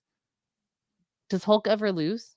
very rarely. WrestleMania. I need to watch one of those. I've never. WrestleMania 6. It's Hogan and the Warrior, and they both hulk up. And Okay, I know they- what's next on the list. No, I'm just kidding. Yeah. They both Uh, When skip Hogan through the- loses, he still wins though. skip through the rest of that show because you Well, really just only need to watch Hogan. I and got Warrior. to see the recap of Randy Savage winning, and Hogan Hulk had to, in- he has to come out and in the celebrate with you. ring, Yeah. right? This is, which I this was is why like, was Savage was he- mad at him. Yeah. I was like, was he in the ring? Like, Oh, was he in wait the? till we watch No? what WrestleMania is when Hogan comes out and he's not even in the match and he wins the world title. WrestleMania 9. Oh, wait till we watch that. Oh god, He's not even booked. And he win. Well, now I Well, don't want to watch that because he he just is- told me he freaking wins. I he don't want is- to watch He it. is booked in a Ugh. tag. He is booked in a tag match. That show. He's booked in a tag match earlier in the show, then somehow inserts himself into the main event and so what- walks out as the champion. What happens is the I main don't ever want to watch WrestleMania again. Thank you. the main event of WrestleMania 9 is Bret Hart, who was the champion. It's his first reign as champion. He's been champion for about 4 or 5 months, and he's defending against Yokozuna, who just won the Royal Rumble. And Yokozuna wins because Bret's got Yokozuna in the sharpshooter. Mr. Fuji throws salt in his eyes because Mr. Fuji's Yokozuna's manager, and then Yokozuna beats Bret Hart because of the salt. And Bret's outside. Bret's being tended to outside, and he can't see. He's blinded. And Hulk Hogan comes out to like comfort him and console him. And he has Mr. Fuji gets on the microphone and says, "Hulk Hogan, my Yokozuna can beat you right now." Hulk Hogan comes in and beats Yokozuna in about 45 seconds. And wins the title. I don't like it. Neither did I. don't like it. Neither did And- I.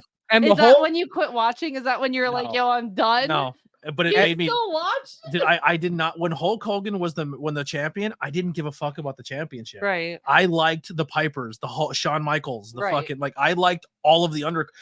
I'm notoriously not good. Like I don't really like some like unless the title picture is something I'm interested in. When you put that golden baby face, like because Hogan was that way, and then it moved from Hogan to like Cena, and then Cena to like Roman, and then, like once you get that point where you're like, I know you're never gonna lose. I don't like that title anymore because it's boring to me. I want the undercard title. I want the story. right. I want So one You more want it thing to be about something worth being fought for. Yeah. One more thing about WrestleMania 9 is that the whole plan after that was at SummerSlam that year, Hulk Hogan was going to lose to Bret Hart, and that was going to make Bret Hart the new guy. And Ask But that didn't me if it even happen, happened. It That didn't happen, though, did it? that doesn't work for me, dude. Yeah, I can't lose the title, brother.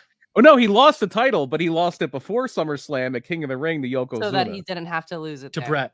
To What Bret, a yeah. dick. And 'Cause people Bret- wonder why Bret's I so don't even friggin' angry listen. all the time. Yeah, Brett and Sean were the two guys that were like clearly better than the entire roster, but because they weren't like muscle bound dudes, they weren't allowed to be world champions.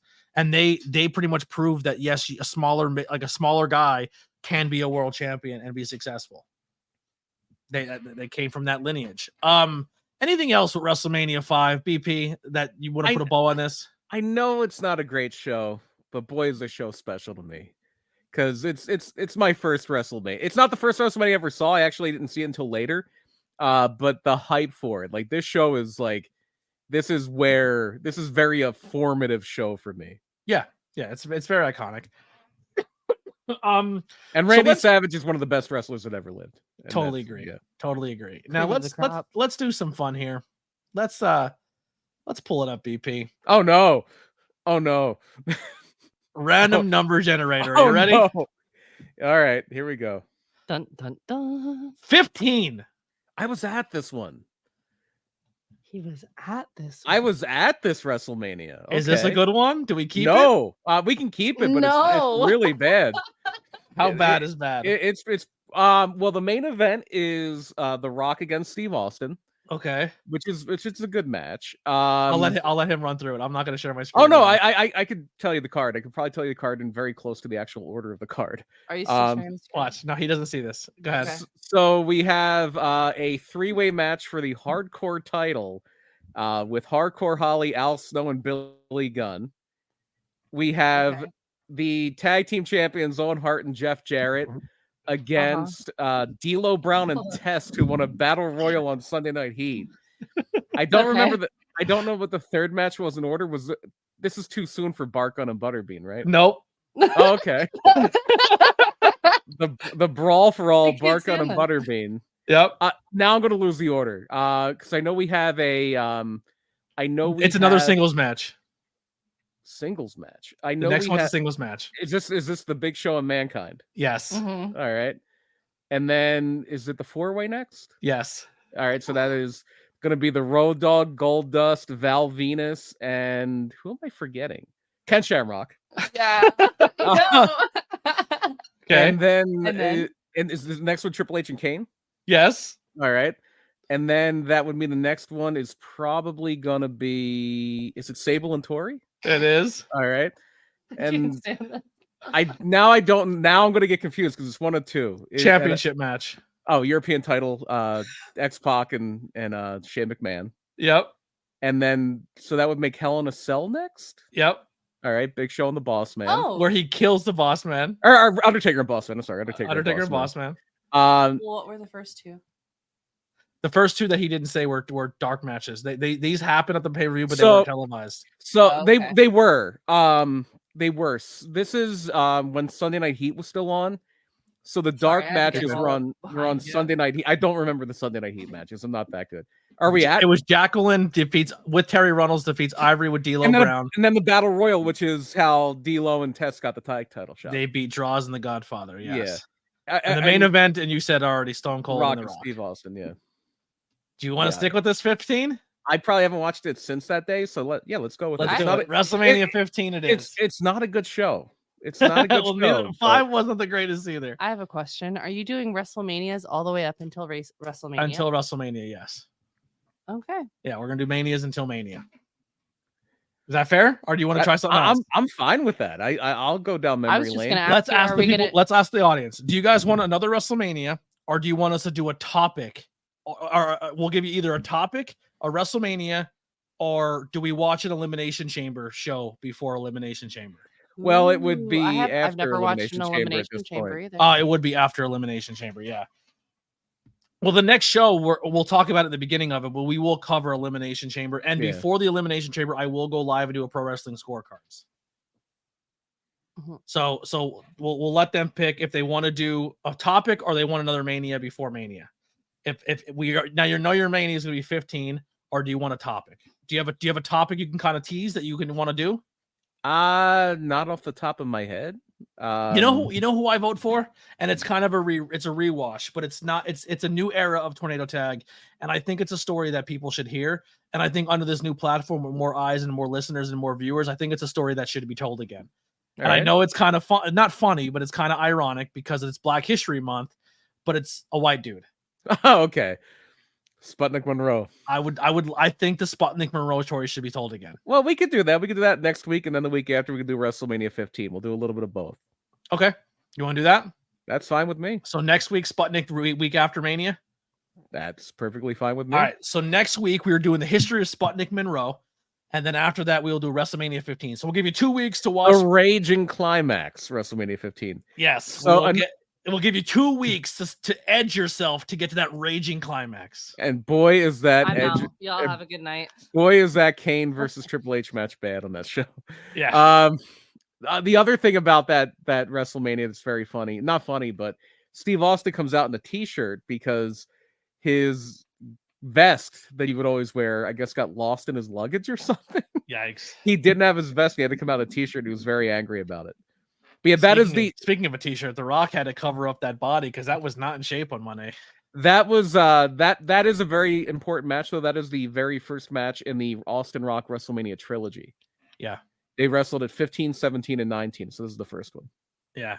Anything you want to plug before we get out of here? No, we talked a lot about the PPW stuff earlier. That'll be the next thing I'm doing wrestling wise. Would be Sanctuary, but then also PPW on the 9th of March. Born to Run. Do they have a commentary set up in mind for Sanctuary? I have no idea. We'll figure it out. I think it's kind of cool. I just interviewed a talent from there and it wasn't shared. I like that. And that was kind of fun for them. Anyway, but as long as photographers are getting graphics, that's cool. But we'll let you go. We'll let you go. Sour grapes all around. Anyway, that'll do it for Tornado Tag Podcast. If you want to go check it out, Jorge Guapo's out. There he is. Superstar. Love this kid. Very, very talented. He wrestles all over the place. You could search him up. Mr. James up after that, Miles Penn. Then we have Handsome Max Zero, Frightmare, and then Cheeseburger. Some 5 questions that are out right now. Right now, currently, is Tarzanian Devil is out. Oh, boy. And then, which is a great one. And then this Monday, the inevitable Ace Austin will be on. Tonight at midnight. Tonight at midnight, that one drops. Oh, there's a big story. Scott D'Amore of TNA, Tommy Dreamer apparently running creative now. Yeah. Then we'll have PPW Superstar Rembrandt, which was actually filmed at PPW. These next 5 questions all filmed at PPW when I was there. So I was able to get Rembrandt, I was able to get Officer Ronnie Moses, and I was able to get Malcolm Murray, baby. So they're the next 5 questions. I probably next Sunday will be going to a high tension wrestling show. Right. And I'm not booked to do anything, but I will be there backstage, and I'm hoping to get some 5 questions done. Whenever you say you're not booked for something, you have to jump on a trampoline in Speedos while lifting little tiny weights. Yeah. Can we just talk about the fact that I ain't going. He wasn't booked for PPW, and yet he came running out like he was. That's all I'm saying. I'm not going to say anything else. I tried to help where I could. I helped get gear from the ringside and brought it in and set up a little gear section that everyone was able to get their stuff by the end of the show. Right. Because sometimes at PPW there's 14 laundry baskets full of like stuff underneath the ring because no one brings them all backstage. I may have had to phone call or two though. Maybe you don't remember this. No. Dr. Frank. Oh yeah, Dr. Frank. They needed somebody else to go out, and I was told by the person backstage, "You're going to be part of it." And go. And then Dr. Frank turns and looks at me and goes, "Anthony, call an ambulance." And I go, "Not doing that." And I literally walked away. And Jeff Carden's like, "You're not really." I'm like, "Just shut up." And I'm just like, "Yeah. Anyway, we need an ambulance." And then Mecca gets in the ring and beats everybody up. And Dr. Frank slams the chair down. Brother, I didn't know. I was like, I know you didn't know. That's why I was long. We need ice. 14 bags of ice come in. It was great. Oh, it's always a fun time. It's always a fun time. I never get to see the shows, but I get to see the show behind the show. Yeah, it's a blast. We do have some new merchandise out there. If you're looking for an Elimination Chamber style t-shirt, we have you covered. If you're looking for a Revolution shirt, we have that covered. And then we have all the Mania stuff all on the website. T-shirts help out them really, really a lot right now. Times are tough for your boy. You know, sometimes life is good and sometimes life is not the greatest. You know, this is probably the best way to sum it up, BP. Sometimes maybe good, sometimes maybe shit. And that's my life, right? In a nutshell. I love that quote. Sometimes maybe good, sometimes maybe shit. But we're trying. We're chucking along. Sometimes you're the bushwhacker, sometimes you're Sean Mooney, right? Yeah, absolutely. I'm getting my head licked a lot. All right. Anyway, we're gonna wrap it up there. That's been Tornado Tag. We'll see you next Sunday for the history of Sputnik Monroe.